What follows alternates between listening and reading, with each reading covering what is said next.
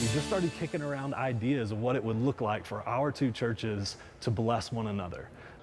One church in town is struggling to pay bills, while another not far away is growing. They came up with an idea. What if they worked together? Reporter Cole Sullivan explains how a church gave another church a church. They say it's the perfect fit. The building was getting too big for South Knoxville Baptist, and City Church was looking for a permanent place to call home. Everybody around here went to this church. The church seats over 600, and it was full almost every Sunday. This is the tale of two churches. Actually, our homebound members greatly outnumber our current active members. The shrinking South Knoxville Baptist.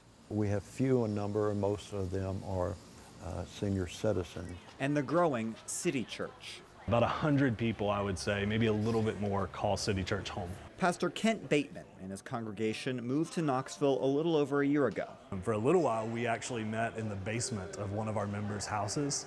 Now they meet on Sundays in a rented space in the old city. We were loading everything in and out every single week, functioning as a mobile church, and we were just kind of looking around this space and going, okay, we're not going to be able to fit in here forever.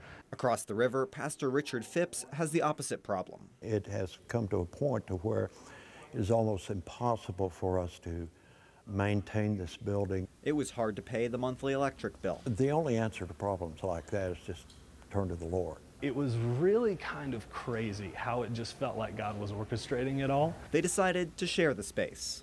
What a novel idea, churches actually working together. It is, as they say, a match made in heaven. We are absolutely thrilled. I mean, it's kind of unbelievable to think about a church only a year old having a space like that to meet. Nothing's changed for South Knoxville Baptist, except for the fact we don't have to pay the bills anymore.